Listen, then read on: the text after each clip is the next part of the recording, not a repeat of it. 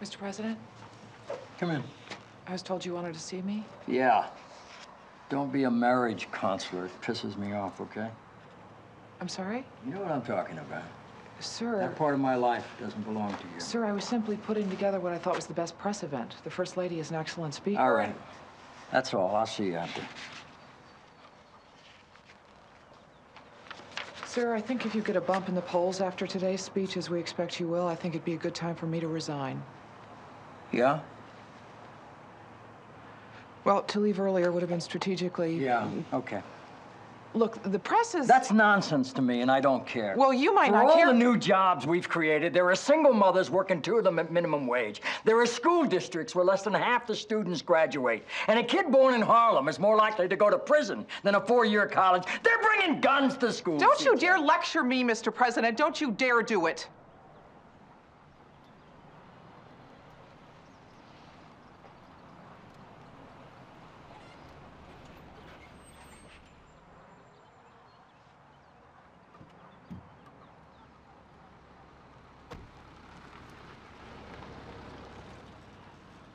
I was never supposed to win.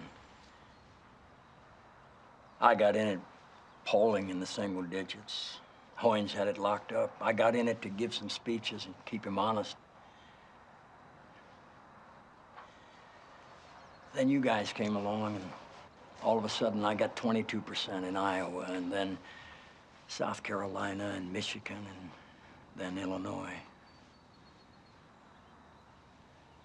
It was a mistake benching you for that last press conference. Excuse me, CJ, they need you.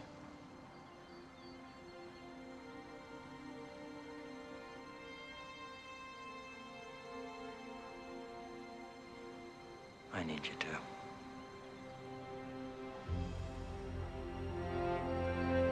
Thank you, Mr. President.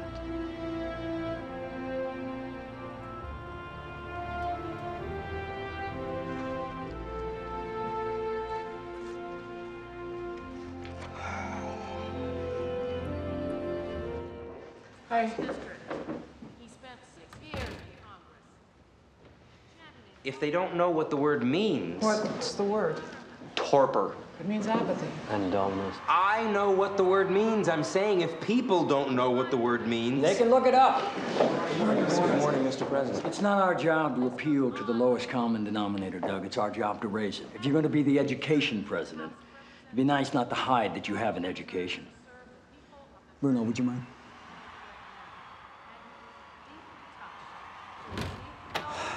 Of being elected governor of his home state. Churchill and FDR, serious men using big words for big purpose.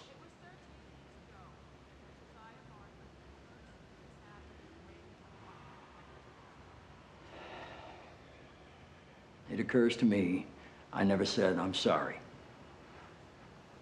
I am. For the lawyers, for the press, for the mess, for the fear. Bruno, Doug, Connie, these guys are good. They want to win, so do we. The only thing we want more is to be right. I wonder if you can't do both.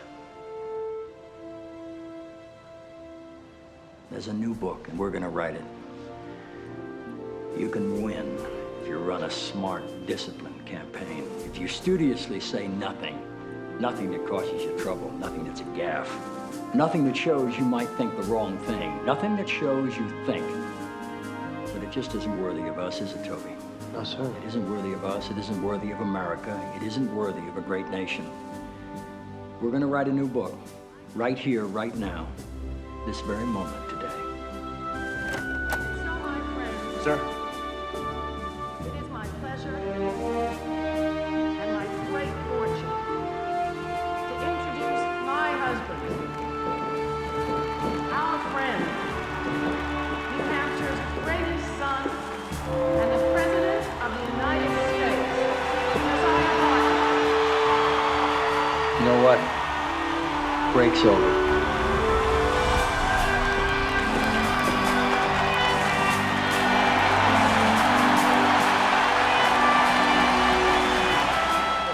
is just a legal agreement to produce certain testimony and documents. Yeah, but isn't that like the way a mugger uses a gun to produce your wallet? You say we're cooperating fully. You say subpoenas don't indicate otherwise. You say they're a commonly used legal tool to define the scope of the inquiry. Oliver, political reporters don't care about the scope of inquiry. They hear subpoenas. Look. My trouble with your spin is that we're not going to get anywhere putting on a calm face. We need to pick a fight. Why? Because in politics, if you're not on offense, you're on defense. Your problem there is that Clem Rollins doesn't foam at the mouth. He's a good guy, and he comes off as a good guy. Plus, he was appointed by your own attorney general, which is going to make it tough to fit him for a black hat. Let me think for just a second. What do Republicans say about him? Well, we don't all hang out at a little club. What do they say about him? He's well respected. He's deliberate. He takes his duties seriously. He wants to get the truth, and he wants to avoid any appearance of impropriety or partisanship.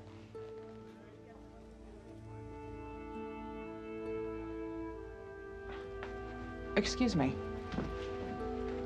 Where are you going? We need a different enemy. When are you gonna meet on the estate tax? 5 minutes. With Toby? Yeah. Just remember, it's a compromise, Josh. It's done. You may not like it, but... It's a compromise. I'm saying the two of you, when you don't like something, have a tendency to... Show displeasure? piss people off. That's a bad rap. I'm sweet as pecan pie. Yeah? I hate these people, Leo. When this thing is done, I'm gonna personally screw them with their pants on. Excuse me. Hey, CJ. Leo? Giselle? Yeah, I'm out of here. You got a second? Yeah, walk with me. Oliver Babish and Ainsley Hayes were just in my office. On Spain? Yeah. What do you got? Nothing. You know why? Rollins likes us. I don't know if he likes us, but he doesn't hate us. Well, that's just because he doesn't know us.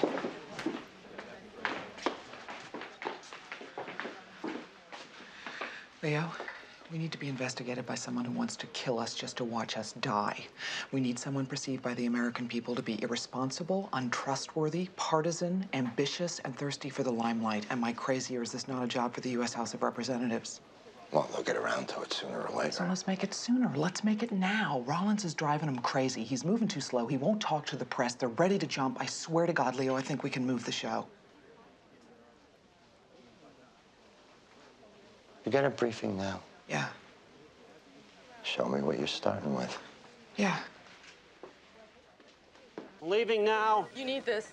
Leaving for this meeting. You don't need this. This meeting where I will compromise. Do you have 1060? Yes, I do. Why do we compromise?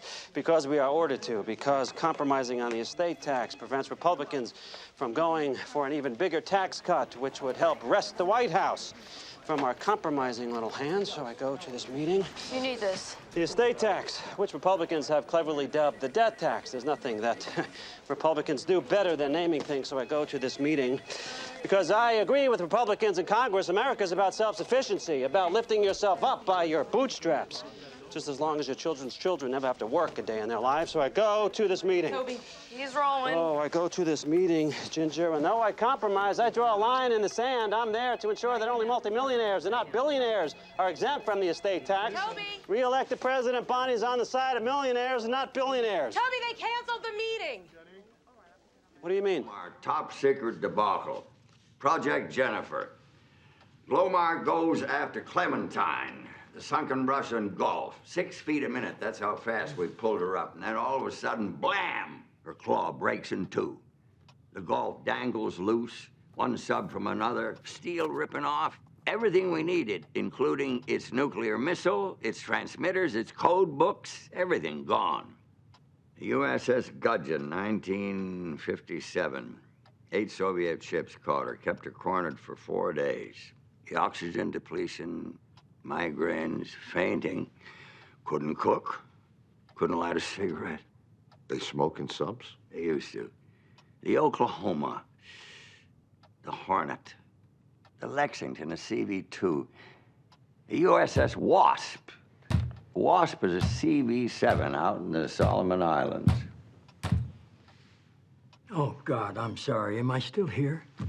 You lost your boat in the wrong part of the world there, Mr. President. I haven't lost the boat yet, Mr. Secretary, and I happen to be the only one in the building who thinks we should be sending the fast attack subs right now. And I'm an hour away from gathering the NSC and calling Japan. I'm sorry I wasn't listening. I say you lost your boat in the wrong part of the world, Mr. President. Leo, I'll be... It was a UN action, Mr. Secretary. 16 countries were involved in that police action, Mr. Secretary. 34,000 American dead. How come we're the only ones still fighting? Where did everybody go? Well, Colombia's fighting a drug war. Ethiopia's trying to feed itself. Belgium and the Netherlands, well, they've got cheese and chocolate to make, I suppose. Sir? Yeah. Josh. Send him in. Good afternoon, sir. Hey, Josh. Joshua. Good afternoon, Mr. Secretary. Anything going on I should know about? We're just catching up. This can wait for another time. No, give it to me now. I want a distraction. No, it's all right, sir. Give it to me. It's campaign related. That's okay. Well, the majority leader got the question last night. He tanked. Yeah, and we're starting to put together an answer for when you get it. The question? Why do you want to be president? I don't. Well, we'll put that in the hopper and show you a draft. Good. Thank you, Mr. President. This is how it starts. What? Trouble. This is how trouble starts. Seatbelts? Contributory negligence and wrongful death is the tort equivalent of murder.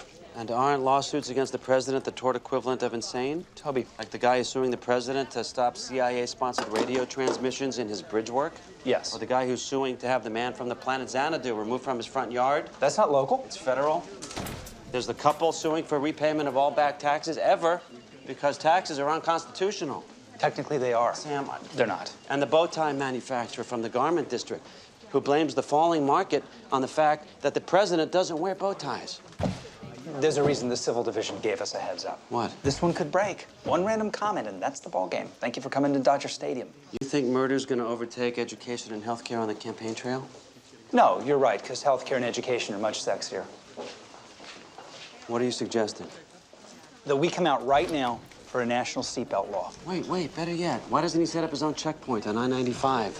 Because that's impractical. So's twisting national policy over a non-story. It's not going to be a non-story. Are you talking to me? No.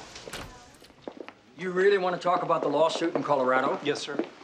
You hear about the lawyer who opened a chain of dry cleaners? Press your lawsuit while you wait. There was a better joke in there someplace, right? Probably not.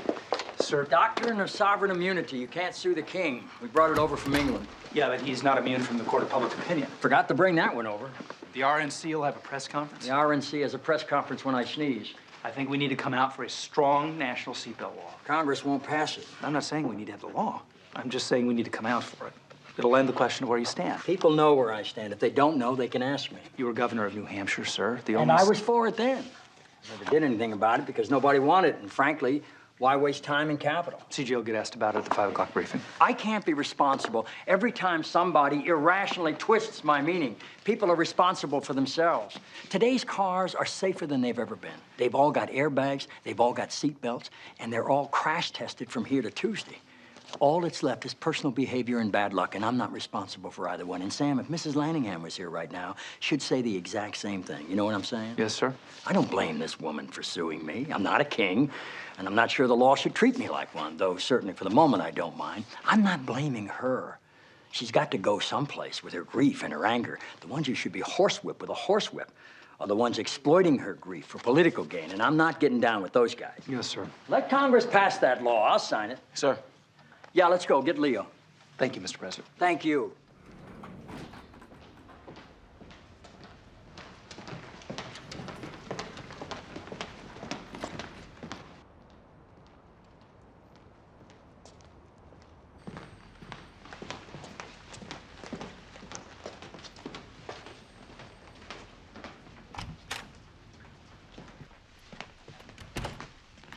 Good evening. Good evening. Good evening. What are the police doing outside? The door? Yeah? That's the Capitol Police. I know. What are they doing out there? I didn't ask for them. Who did? Would you prefer they went away? If you're going to put a deal on the table, I'd prefer there not be armed guards outside the door to intimidate him. I'm not that easily intimidated. I am. The chairman put him there to ensure our privacy. Tell him to wait at the end of the hall. Counsel?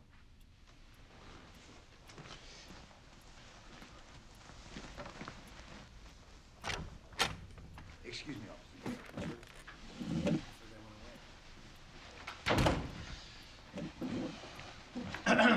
They've stepped to the other side of the hall. Cliff. Oh, you want me to overpower him, Jordan? I don't care if the police are out there. Can somebody speak? Yeah. Mr. McGarry, this entire conversation's off the record. You'll see nobody's taking it down. You mean what you're about to say, or the 5 minutes we just did on the Capitol Police? The whole thing. Okay. Congressman Gibson. Yeah. You know where his testimony was about to go. Yes. And where it'll pick up once the hearings convene again. Yes. We're willing to end the hearings right now. And his testimony? His testimony, the First Lady's, the balance of the witness list, the hearings. We're willing to end them right now. In exchange for? A joint resolution, H.R. 172. Censure. Yeah. A resolution condemning the president for lying to lie. Condemning the president for lying to the American people. Look, I'm not The White House can't object. In fact, it has to welcome the resolution and let any Democrat who wants to vote in favor of it. You keep saying the White House, but you mean the president. Yeah. Why aren't you talking to the president? We think if the suggestion comes from you, it'll carry more weight than if the suggestion comes from the chairman or the speaker. Yeah? Yes, sir. Okay, well, I'll just call the president and suggest to him that he allow a huge bipartisan vote on the floor of the U.S. House of Representatives, calling him a liar, and that he welcome the result. Then I'm going to flap my wings and fly to Neverland. Leo. You think I am so desperate to save my ass I'm going to roll over on Jed Bartlet? I don't think it's a I matter take of... a bullet for the president. He doesn't take one for me. Is that all you got? Yeah. Good night.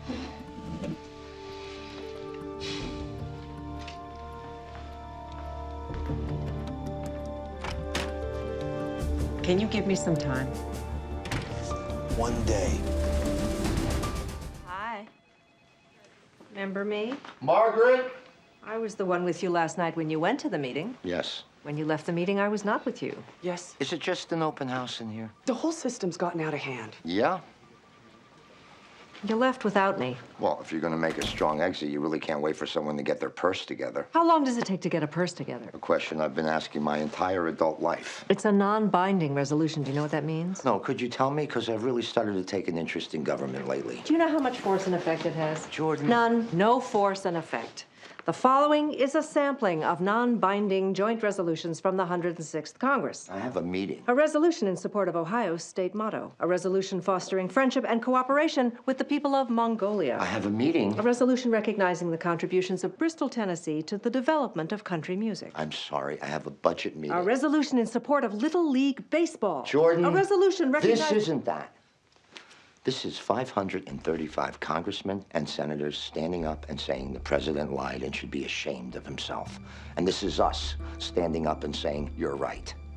This would be the first time in history a president has been censured. Congress isn't talk radio. It's the seat of democracy. Their opinion matters, and their condemnation doesn't have to come with handcuffs to be devastating to this president.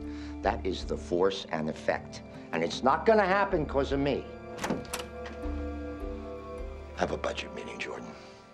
You're the one who had the recess called. Before the Christmas break. You're the reason they adjourned. I'm not. You had the recess called. It was the chairman. You got him to do it. Something was about to happen and a recess was called and Josh was relieved. What was about to happen? I can't tell you that. It was you. I need to talk to Josh.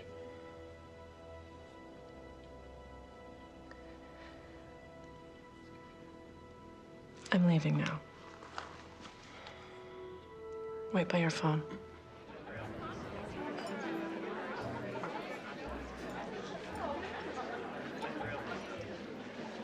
Sam, congratulations. You too. Ed, Larry, this is Lisa Sherborne from Vanity Fair. Which one's Ed? Which one's Larry? Doesn't matter. Joey went back to the office. Thank you. You don't have to introduce me as Lisa Sherborne from Vanity Fair. I like to let them know they're talking to a reporter. You really aren't comfortable with me being here, right? You're not just, being you? I don't know what that means. How did curing cancer get cut from the State of the Union? A lot of things got cut. Curing cancer? Hey, we had to cut a section about making government manuals easier to read, so curing cancer can take a number. Why are you pissed at me? I'm not pissed at you.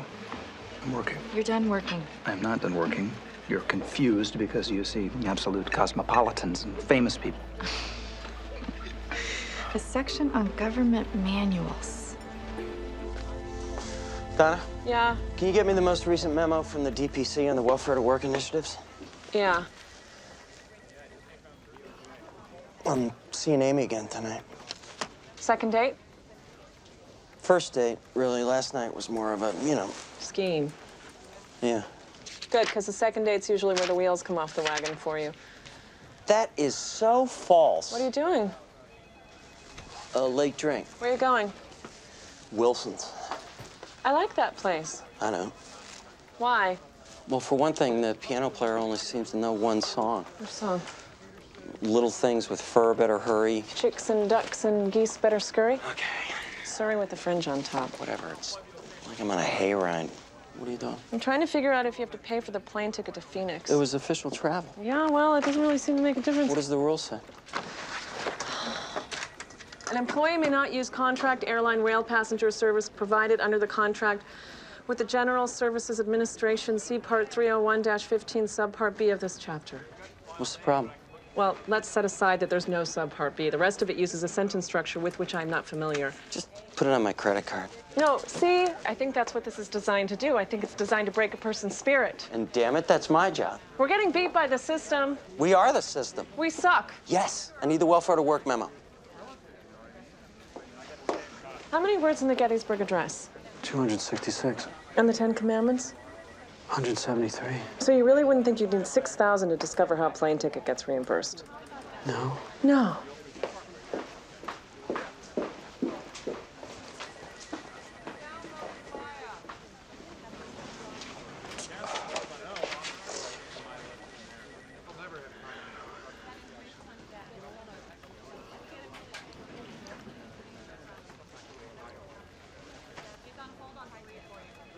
What's going on?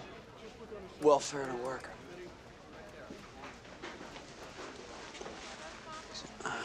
I was happy when you said this morning that you recommended the censure. Your face didn't register much. Thinking about the speech. I figured. Don't ask me how it's going. I wouldn't. It's in the larva stage. You can't rush these things. It's not like putting a hammer to a nail. I need some pie. You should go get some.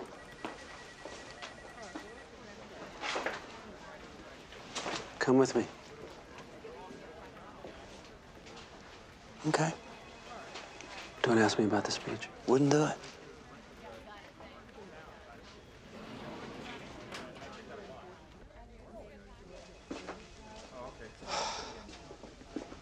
How did it end up going last night? With Amy Gardner? Yeah. Very, very well. Here's the memo. Thank you. You know Amy's seeing somebody. I do know that. You know who? No, and I don't want to know. Yes, now that you mention it, who? John Tandy. Really? Yeah. Really? Yes. Interesting. Yeah. Interesting, and I'll tell you why. Why? Because John Tandy is a... I'll tell you why, seriously. Why? Because they started seeing each other shortly after Nan Lieberman announced she was going to make a primary challenge in the 20th district. Really? Yeah. How so? I don't think he's courting Amy Gardner. I think he's courting women. I don't think you're right. Why? Because that's ridiculous. What's going on? I don't know. Toby keeps coming back at me with this. I don't know. He says I let the pitch go by. What pitch? I soften. I smooth myself out publicly. It's not a put-on, by the way. I'm honestly folksy. Yeah. Yeah, what? Yeah, nothing. You agree with him? I don't think you let the pitch go by. I don't. I think you foul it off. Yeah, well, he keeps coming back at me.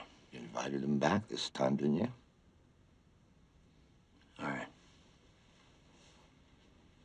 So? What are you doing? Just playing some chess.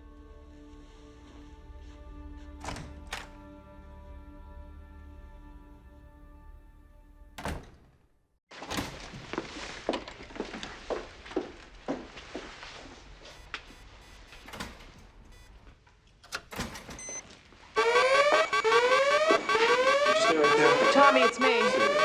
What happened? Schmidt, the card. It must be bent or something. Would you stay right there, please? I'm staying right here. I haven't moved. Look. Guys, it's me. Card says you're Charles Young. Yes. Okay. Well, obviously I'm not. Why do you have a car that doesn't belong to you? What's going on? Mr. McGarry, this woman has a car that doesn't belong to her. CJ, what the hell? Charlie's getting me back for. where you Oh are, please. my God. Tommy, send her in with an appointment. An appointment? Be in your office in 15 minutes. Can I move now? Roberta, those are all good points and perfectly valid areas of disagreement. But what I don't understand, what I don't understand is you guys were such fans of the president. You loved him when he was governor. You worked so hard for him when he was campaigning. Yeah. Well, he didn't lie. No, he didn't lie, Mackie. And I'll tell you what else. The man just accepted a congressional censure, and I think it's time. And he should be held to a higher standard. And believe me, he holds himself to a higher standard. But sometimes he can't meet it because presidents aren't kings. This one's an economist from New Hampshire, and I think it's time for you to get off your horse. Donna. I'm standing out here in the middle of the night. Oh, hold on, please. No, I've kind of had it now, too. They're shocked and appalled and disappointed, but really, they're none of those things. They just wish they were, so never missing an opportunity to feel morally superior. I don't know. What do you want me to do now? Let him vote. What does that mean? I came out here to tell you to let him vote.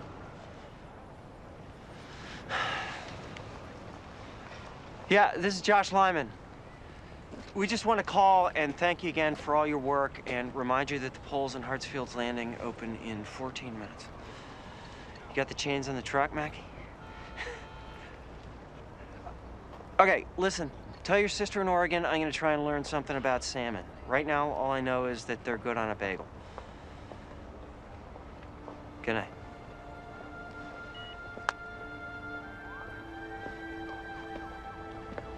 Maybe they are morally superior. Anyway, they get to vote.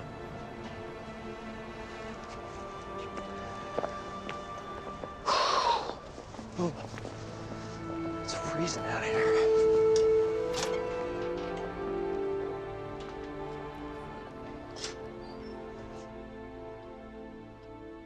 Abby told me the story once.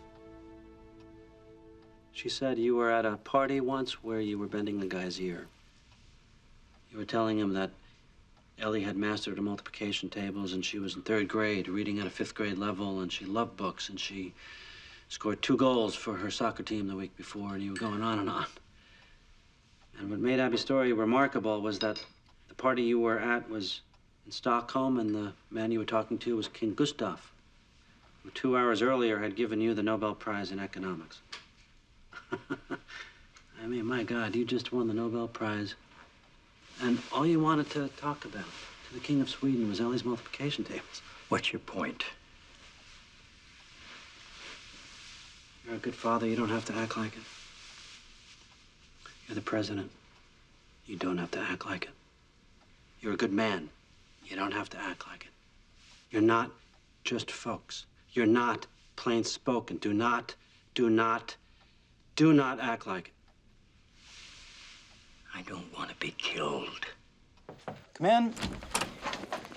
Hey, welcome back. What? How was the vacation? It was 40 hours long. Where'd you go? Hilton Head. What'd you do? I unpacked, and then I packed. By the way, congratulations. Babish is promoting you to deputy. When did this happen? Right after I told Bud Wachtel that we already had. What the hell is going on? Well, Monday morning, there was a little incident during the satellite interviews.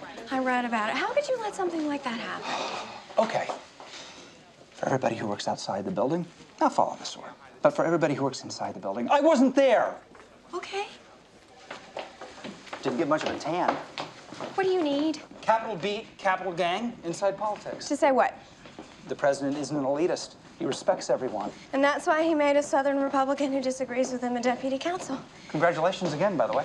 He is an elitist. Uh-oh. It's elitist, geocentric, Ivy League snobbery to think if you haven't written 6 journal articles on monetary support mechanisms, you're not fit to lead.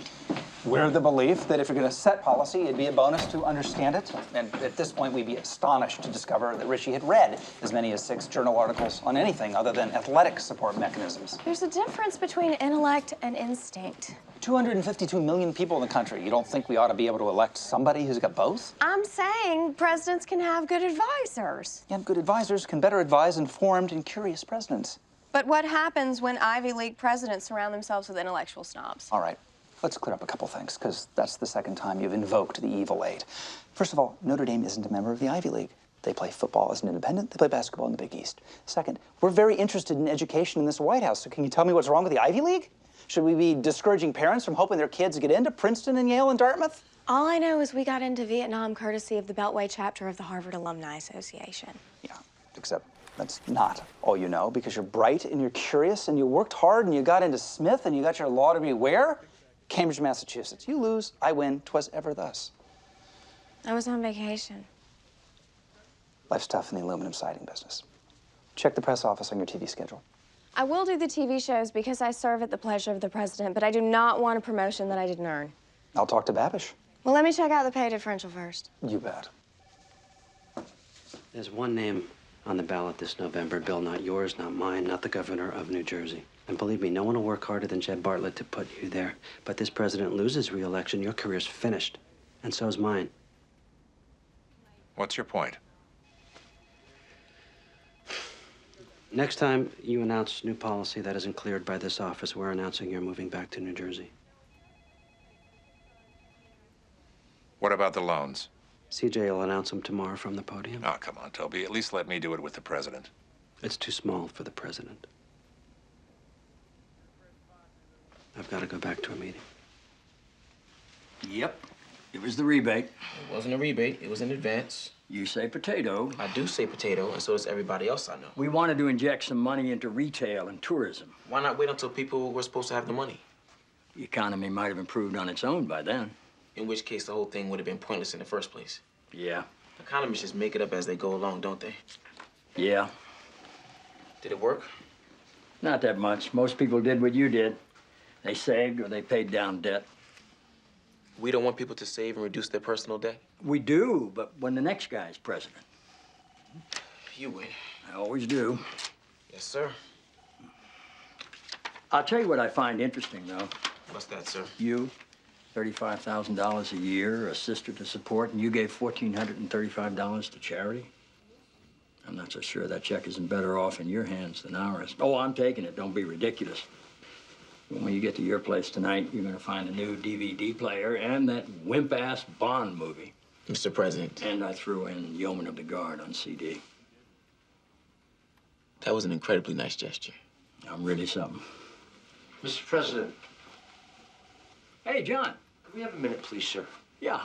Charlie, let's get that woman on the phone. I'm feeling magical tonight. They're in the tunnel now, and the readings don't show anything beyond the predictable level of background radiation. The flatbed's back on its way, and the Carlsbad is behind gates. So we dodged the bullet. Yeah. We packed this stuff in 2 inches of stainless steel, 4 inches of lead. We rammed it with trains and dropped it from helicopters, and it still isn't going to protect us from the thing we haven't thought of. They took a cast out to Aberdeen Proving Ground and shot a tow missile clean through it. They showed me video. What can I do for you? Sir, there's something very important we need to talk to you about. What? Well, it's delicate and surprising, and I want to make sure your first reaction is measured, so I'd like us to... I'm a recovering alcoholic. Really? Yes, sir. Is there anybody left who's not? Sir. For how long? I'm sorry? How long have you been in recovery? My last drink, it was the year I was 22. Did you say 22? Yes, sir. You haven't had a drink since you were 22? That's right. I didn't start drinking till I was 25. What the hell do you guys count Yeah, as? I know, but there's a history in my family, and I had a few experiences in college. I liked beer a lot, so I started going to meetings, and I'm pretty sure if I stopped... 22? Yes, sir. You and James Bond ought to team up. Don't worry about it. He's ordering a watered-down martini. And Leo, what the hell is this meeting that's going on all night across the hall? We can talk about it later. It's a meeting about having me replaced on the ticket. I know how to count to 270. John, I assure you that if it were a serious notion, we would. Texas is gone, so is Florida. We're not doing it.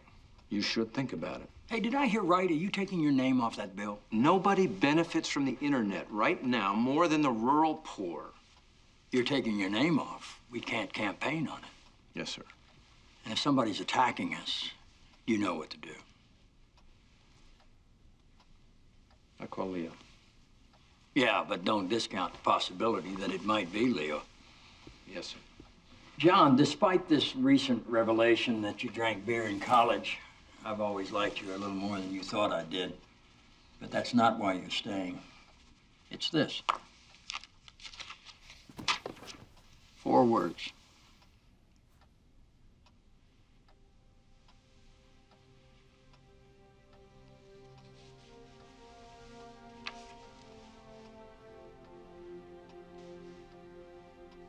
I've always liked you more than you thought I did, too, Mr. President. Just a little, right? Yes, sir. Me too. Anything else? Thank you, Mr. President. Thank you, sir.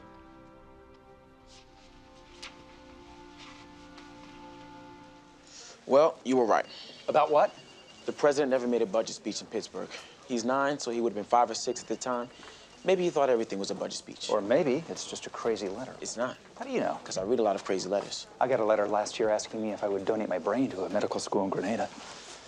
I'll tell you, there it is when I think, yeah, why not just get it over with? He had his picture taken with the president. The advance guys always get the name and address when we send a copy. There's no record of a picture being sent to this kid. Plus, his father's in trouble. Why? He's a furnace worker at the Franklin Mill, and the kid said they may fire him because he wants to join a union. He spoke to a group called the Steelworkers Organizing Committee. Have you ever heard of them? Yeah, except they have a different name today. What? The AFL-CIO, and furnace workers are all unionized.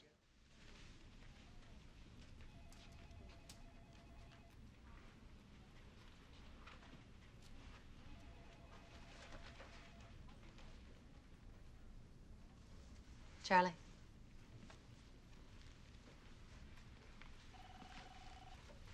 Mr. Tatum.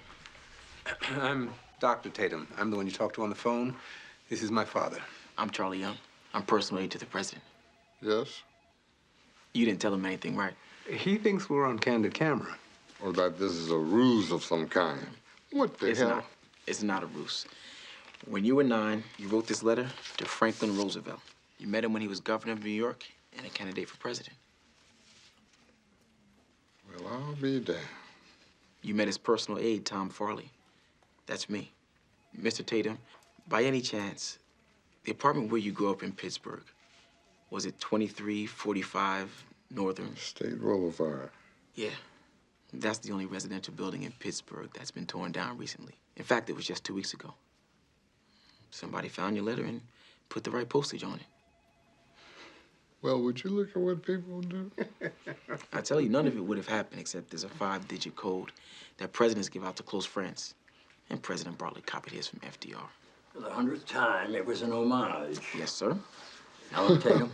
Yes, sir. The White House owes you one picture. Oh, my. Let's go, Dad. Mr. President, this is my son, Ted. Good to meet you. He's a doctor.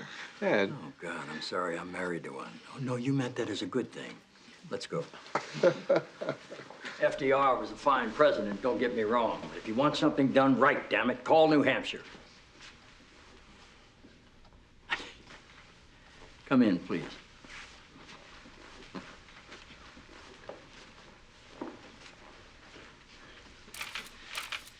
Are you retired, Mr. Tatum? Yes, sir. 53 years on Spirit of St. Louis. New York to St. Louis. Your grandfather was a furnace worker. Your father was on the railroad. You couldn't find honest work? I'd like my picture taken with that young man, if you don't mind. Charlie.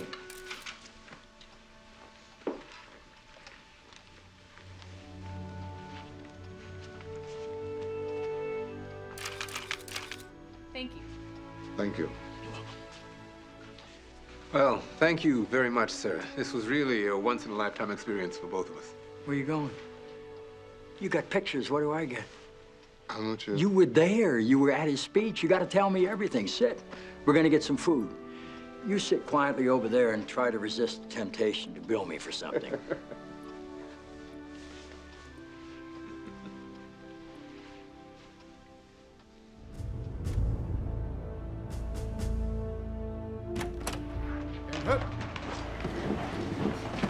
Did we solve immunity? Sir. Did we solve it? Yes, sir. But it doesn't matter. Why? Judge would throw out the case. The entire chain of evidence leading us to Sharif originates with the testimony of the Chechenian prisoner. Yeah? His testimony was reached after prolonged physical abuse by Russian soldiers. He was tortured. Yes, sir. Well, I'm no lawyer, but I'm pretty sure that's inadmissible. Yes, sir.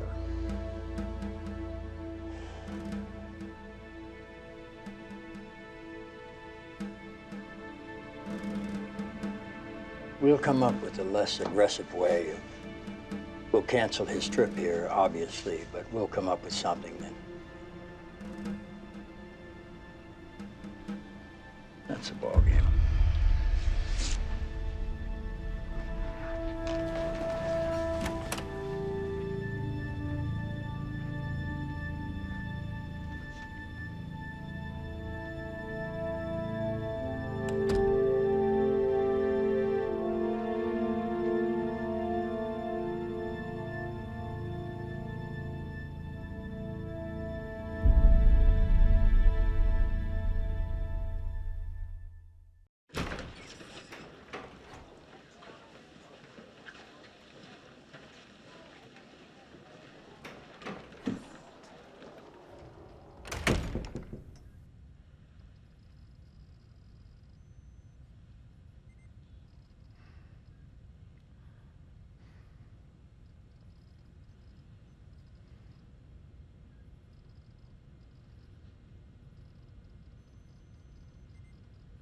This is always when you say something.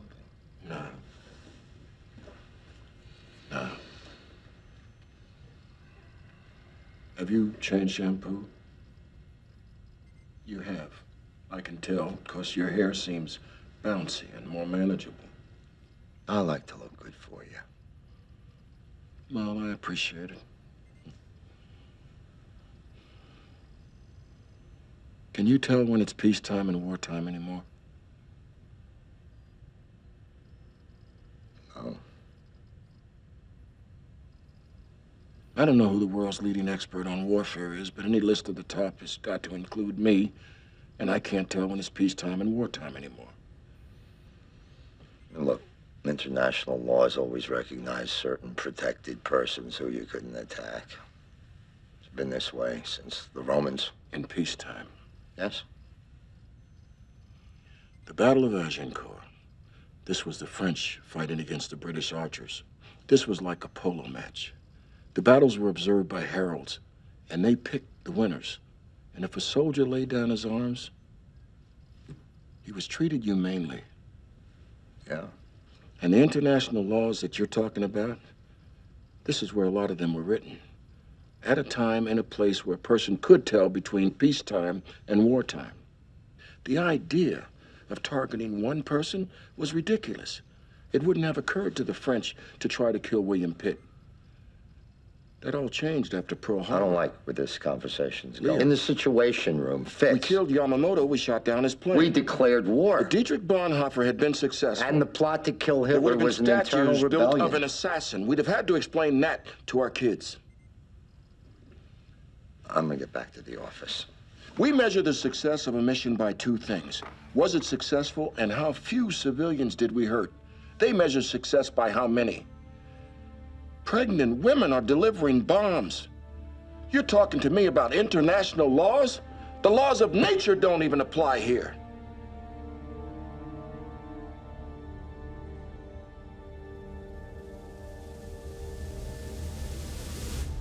I've been a soldier for 38 years, and I found an enemy I can kill. He can't cancel Sharif's trip, Leo. You've got to tell him he can't cancel it.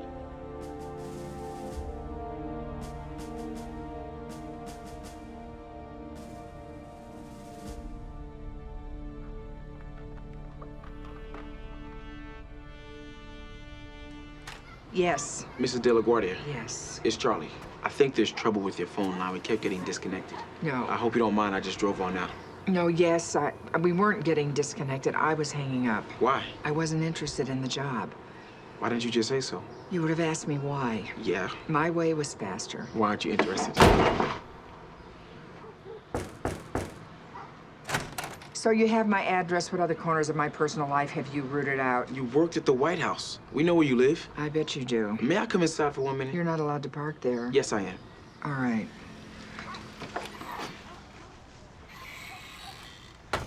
Mrs. De La Guardia. I'm not married to Mr. De La Guardia anymore. My name is Debbie Fitterer. Fiddler? Fitterer. Miss Fitterer. You've worked as executive assistant to Terrence Hunt, managing editor of Gannett News. Jack Kent Cook, former owner of the Washington Redskins.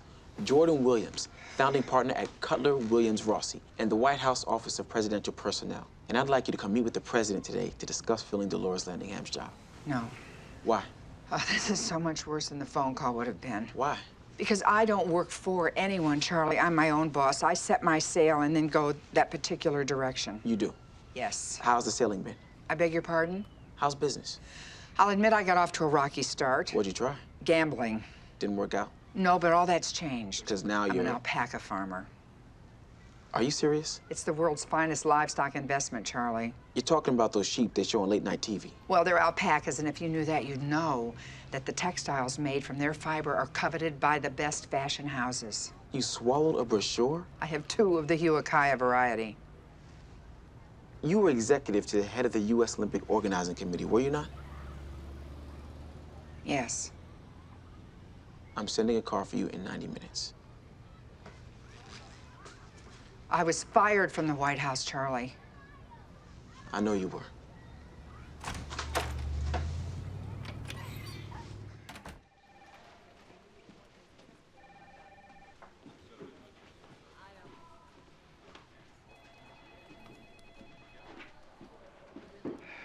Oh, hello. Good. I was worried you were going to be late. No. You want some water or something? No, thanks. Have you met him before? We shook hands for a second, before a group picture. You'll be fine. Yeah. You seem a little better than you were before. I took a pill. Why? Because I was a little nervous about coming back to the White House. You took a pill? I took a couple. She can go in now. Okay.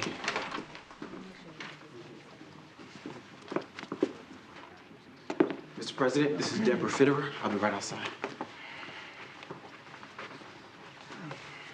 It's Fitterer? Fiddler. Fitterer. It's Fitterer. I saw your resume, so we don't need to talk about that. What have you been doing recently? I'm an alpaca farmer. Like the sweaters? Before they're sweaters. Uh-huh. And before that? Craps and blackjack. You were a professional gambler. I like the way that sounds. Whereabouts? Bally's, mostly. Okay. Why did you leave the White House? Well, Mr. President, if you want to talk about getting screwed with your pants on... Charlie! I guess I got pretty well doinked. Yes, sir. Can I have a minute? Yes, sir. Would you mind waiting outside just a moment? No, not at all. Is this a joke? If it's a joke, it's both funny and well executed. But I think you and I both know that it's not. I sent you out to replace Dolores Landingham, and that's what you came home with? Was she? She's an alpaca farmer who needed 2 tries to get her own name. Well, sir, Don't worry about it. I'm gonna get the personnel office on it. I gotta go change for New York. Thank you, Mr. President. Okay, that was my fault. I didn't properly prepare you for the meeting. That was bad staff work. Before your next job interview with the president, I'm gonna remind you that you probably don't want to be stoned. There's going to be a second interview? There's gonna be as many as it takes. We're gonna get this right. Well, let me back you up a second. Have we done the first one yet? I'm calling a cab now. Okay. Whatever happened to the swingle singers? I don't know.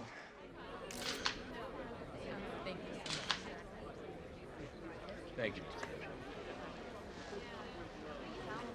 What's going on? Nothing, sir.